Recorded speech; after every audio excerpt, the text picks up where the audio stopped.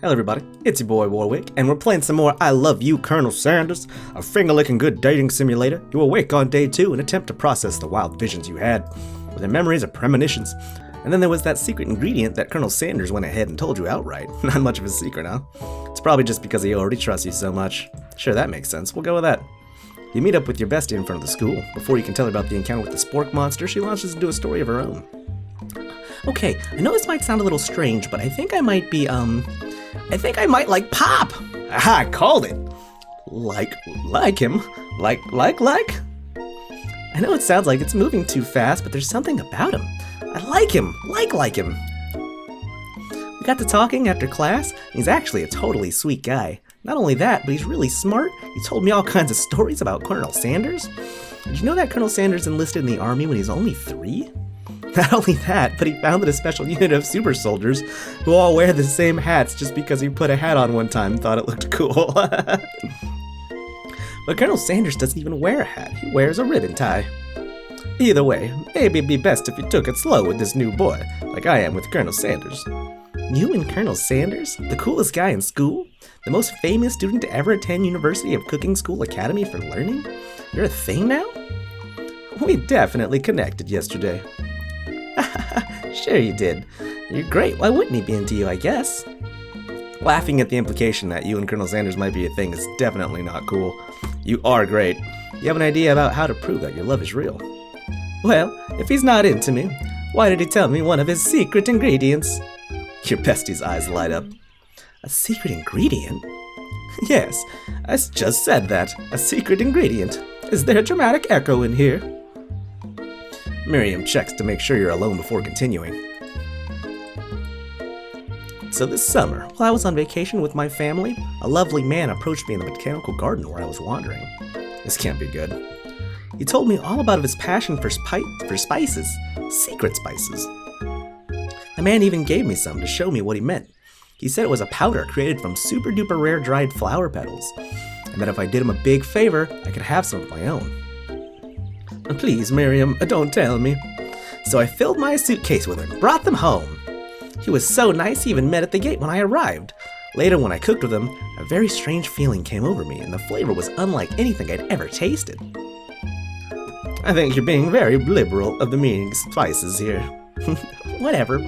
Anyhow, we both shared interest in cooking, so we've stayed in touch. You know, like pen pals.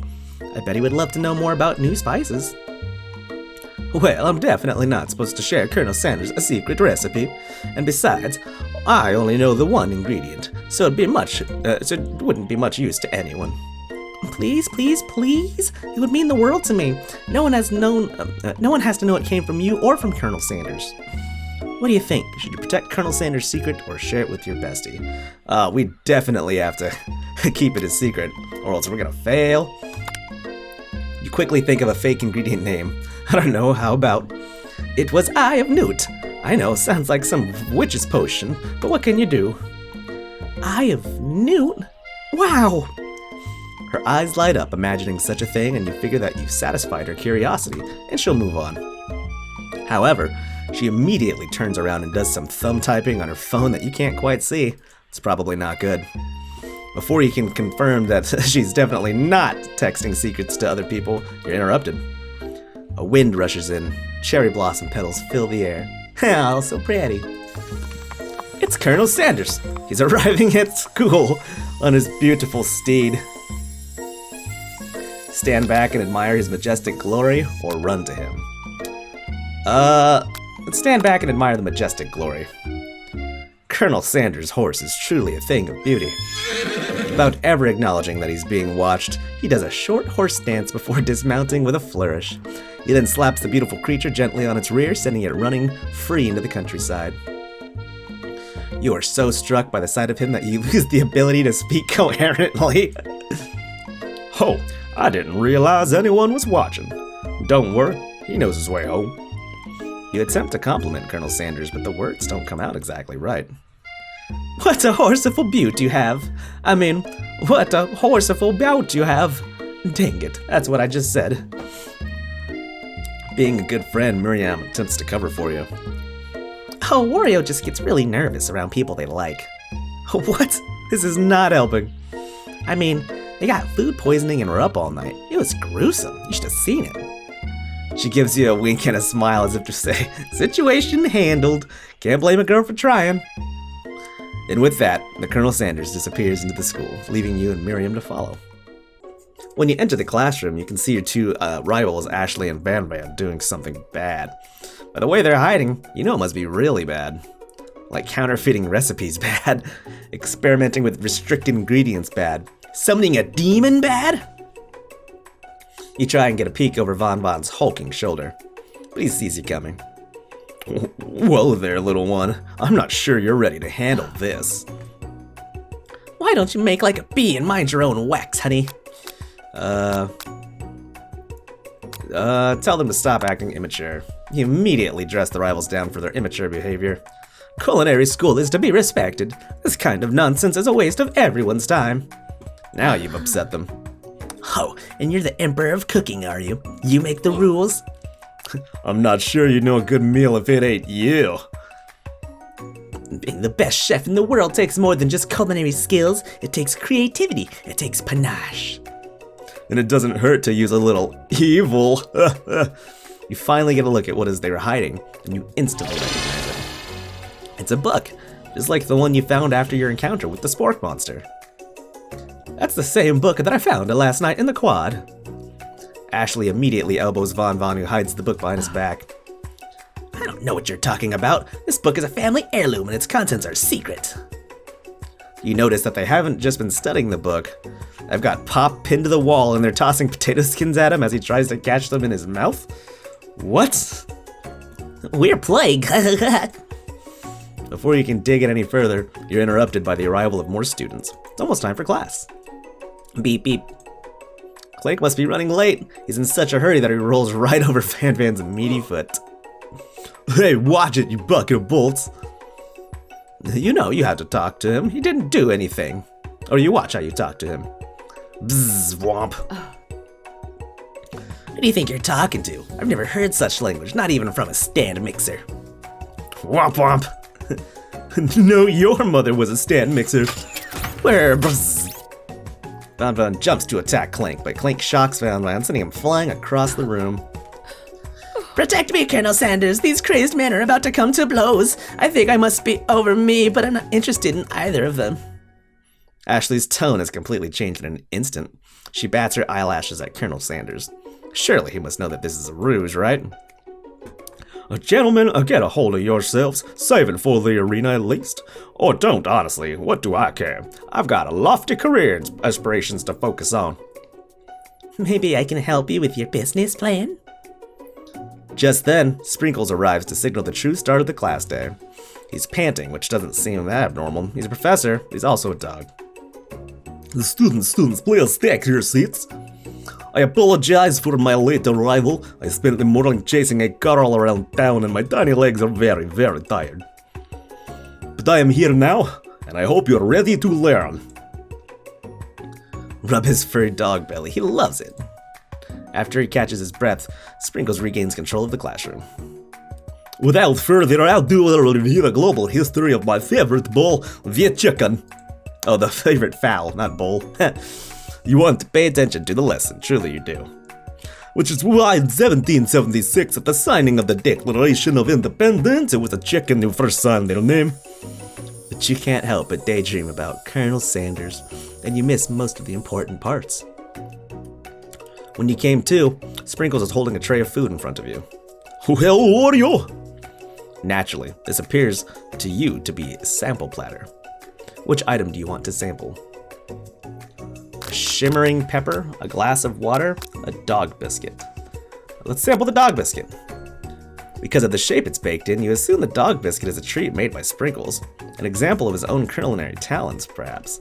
You reach out for it when Sprinkles jumps up and bites onto your cooking apron. What kind of monster would steal a dog's favorite biscuit? Your apron is left in tatters.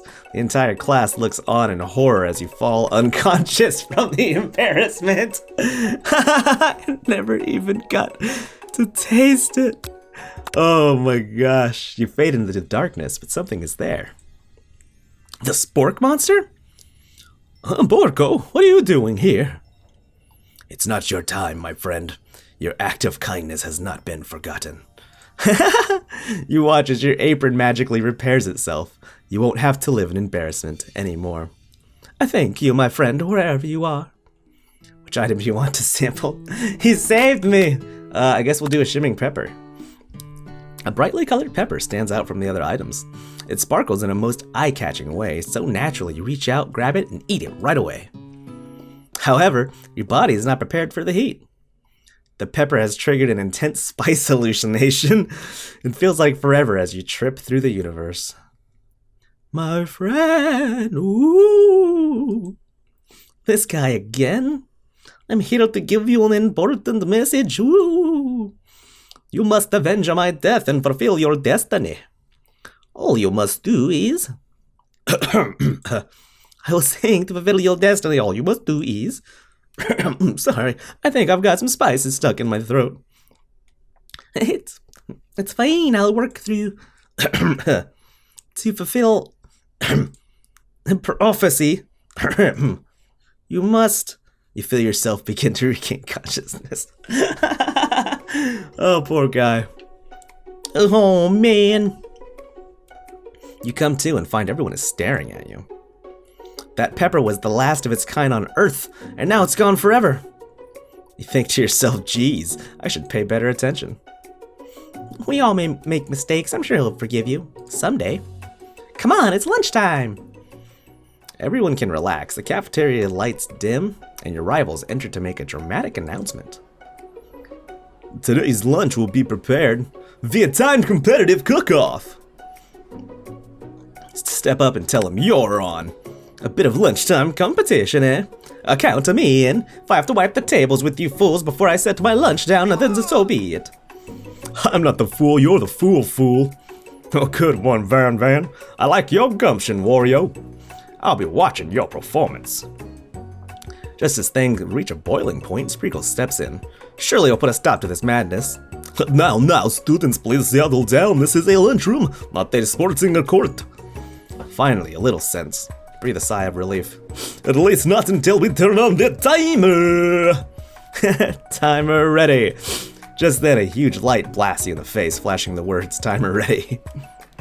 That's what I'm talking about. Aroo! I stand corrected. The hard way built solidly a foundation of confidence that cannot be swept away. And that's an original quote by me, Colonel Sanders. In case anyone was wondering, I hope its message lifts you to victory. Like a diamond, I was formed under pressure. Now is my chance to shine. I will defeat you myself. You had his chicken and you made mashed potatoes and gravy on day one. You're feeling like you can really impress him again here. It's time to boil some water for potatoes. Think fast. If the timer runs down, you'll be forced to pick randomly. What temperature does the water boil at? 100 seconds after turn the heat on. 100 degrees Fahrenheit. That's wrong! What were you thinking, Wario? Get your head in game! Going to need to season this chicken before you cook it. You don't know Colonel Sanders' recipe exactly, but you have an idea. How many herbs and spices did he say? 11. That's right. You might not know all the ingredients yet, but at least you're headed in the right direction. The tail wagging intensifies. Now that you've got some basic steps going, it's time to elevate your craft. What state of mind offers the most flavor? Gratitude. That's right, you must never take this opportunity for granted if you hope to succeed. Your classmates are rooting for you, but Ashley is simply stronger and faster than you. You'd better pick up the pace if you want to survive. When you were a child, your father told you to never forget where you came from. Every day, you meditate on this advice and draw energy from that place. Now we get a great time to harness that energy. A small town where big dreams are born.